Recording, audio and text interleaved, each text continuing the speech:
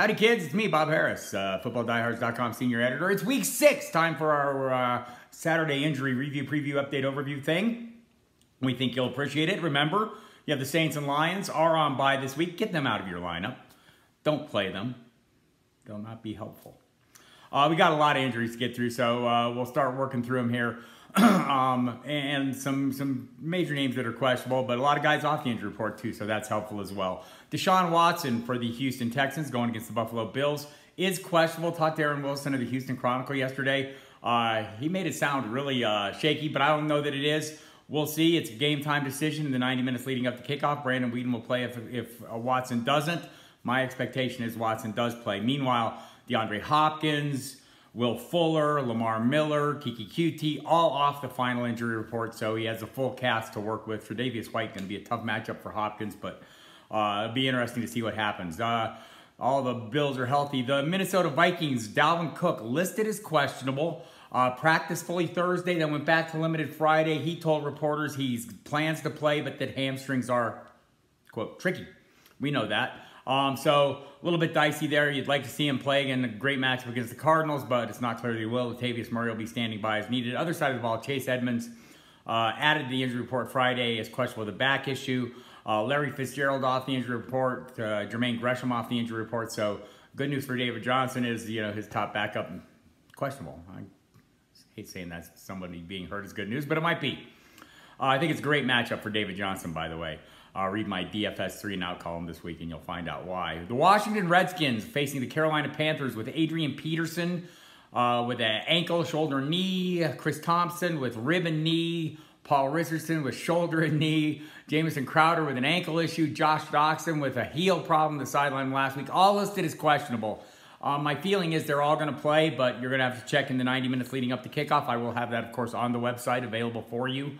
As the inactives are announced, all of these, of course, throughout the day. And I'm going through them in chronological order, as always, so you know what your fallback options you're going to need in lineups. Most of the injury stuff is in the early games, though. Greg Olsen on the other side of the ball, listed as questionable. Sounds like he'll be back. Ron Rivera kind of hinted the only reason he's questionable is because there's no more probable designation. So expect him back.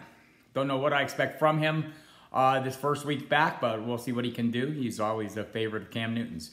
Eric Ebron listed as questionable with shin, quadricep, ankle, and knee injuries against the New York Jets in New York. They'll need him to play. He's been very effective for Andrew Luck. They'll be without T.Y. Hilton and Jack Doyle again this week. Marlon Mack, off the injury report, should be available for duty. We'll see what he can do. Other side of the ball, Isaiah Crowell, coming off a 200-plus yard rushing game against the Broncos, is listed as questionable with an ankle issue. That's one we'll have to watch.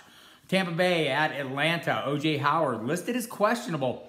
The original timetable for the MCL sprain was 2 to 4 weeks. We're right at the 2-week mark. It sounds like he's leaning towards playing.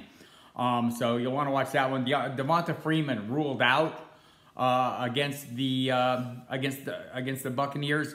He's got a foot issue and a groin issue now. They say this is not long term.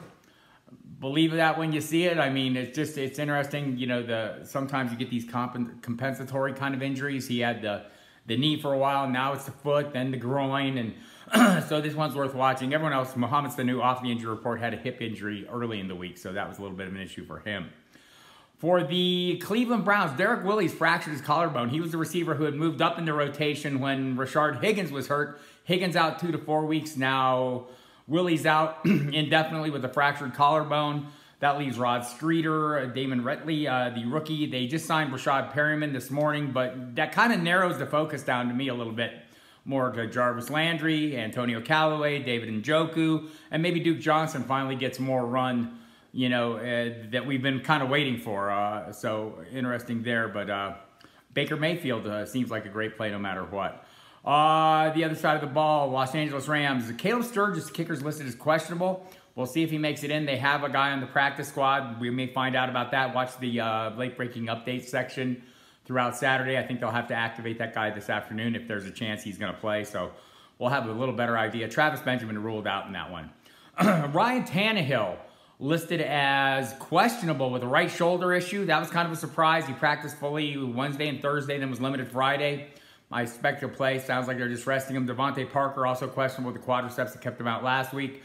Jakeem Grant questionable as well with a shoulder issue.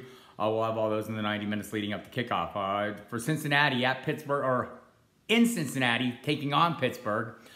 John Ross listed as questionable with the groin injury that kept him out last week. Remember, he hurt himself scoring a touchdown the week before. Giovanni Bernard out with the knee injury. Tyler Kroft out with a foot injury. So no Tyler Kroft, no Tyler Eifert. CJ Uzomah will get the bulk of the workload at tight end there. So Seattle playing in London against Oakland. Nick Bannett, say that right, the tight end. That doesn't leave them a lot of options at tight end. So they're not throwing the ball much anyway. They're pretty much a run-first team with Chris Carson, Mike Davis, and not so much Rashad Penny. It doesn't sound, go check out in the headline news sections to find a number of updates talking about Penny and how nobody seems really in a hurry to get him in the field. So there you have that. Late afternoon kickoffs. Leonard Fournette, of course, ruled out for the Jacksonville Jaguars. They signed Jamal Charles this week. He'll chip in behind TJ Yeldon. Yeldon will get the bulk of the work, is what the Jaguars have been saying all week. Again, don't expect Fournette back soon. I mean, there's nothing official on this, but a lot of the local observers think it's going to be through the bye, which is week 9, so maybe he doesn't come back until week 10. For the Dallas Cowboys, the other side of the football, Bryce Butler and Deontay Thompson, groin and hamstring respectively, both listed as questionable. Hard to count on anybody in that passing attack, except Jeff Swain is coming on, the tight end all of a sudden. An interesting guy there. Sunday night game, Sony Michel, Josh Gordon, Chris Hogan, Rob Gronkowski, all listed as questionable. They've all been working on a limited basis all week, except Hogan missed one day. Michelle has an ongoing knee issue, silent. I suspect all these guys will play. Gordon, the hamstring, Gronk, the ankle. So they've all been playing with these issues. So maybe Gordon can pick up the pace when he's fully healthy. He's not there yet, but he's getting enough playing time, scored the touchdown last game. So interesting to see what happens. Again, Sunday night kickoff, so you'll need to have options in place if you're not trusting. Monday night, a lot of guys in Monday night. Aaron Rodgers is going to play, has the knee issue. Geronimo Allison and Randall Cobb, hamstring issues, both considered game time decisions as of Saturday. Mike McCarthy said that earlier today. So unless you have fallback plans in place, it's hard to trust any of these guys. And same with all the 49ers I'm about to read off. Matt Breida, a true game time decision, according to Matt Maiocco of NBC Sports in the Bay Area. Thinks it'll be a Monday decision on him. He's got the ankle, sprained ankle, and a shoulder issue. Pierre Garçon has a shoulder issue. He seems like he's trending towards playing. Trent Taylor has a back issue. He's trending towards not playing. Dante Pettis will not play. George Kittle, they expect him to play, but again, listed as, well, none of these guys have a listing yet. Check the site later this afternoon, I'll have the official listing, but expect Breida to be a true game time decision in this one. Alfred Morris standing by as needed. So there you have it. That's the injury rundown. A lot going on. I hope you've got everything in order. Have your fallback plans in place. Hit the main page of the site throughout today for more updates. Any late breaking news, as those of you who follow often know, I'll get a round of updates late Saturday night, early Sunday morning, kind of early updates from all the league insiders to kind of give you an idea where things are heading. And then we'll have the inactives in the 90 minutes leading up to kickoff, each round of kickoffs as they're announced.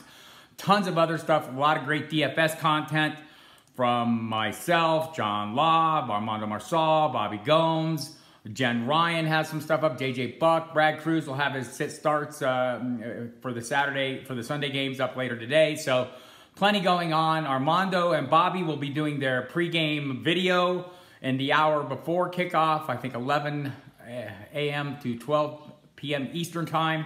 So you might want to check that out. In addition, I'm on the radio. You can catch me on the SiriusXM Fantasy Football pregame show with Jeff Mans. You can catch me there Saturday night if you're watching this before then, 8 to 11 p.m. on NFL radio with Mike Dempsey doing the Football Diehard show. You can catch me every day of the week on SiriusXM Fantasy Sports Radio, 6 to 8 p.m. with Mike Dempsey. So check that out and hit the website. Also, some new videos up from Emil Kadlik on using the DFS optimizer. So take advantage of all the content. We hope you have a great and successful week, and I'll talk to you again.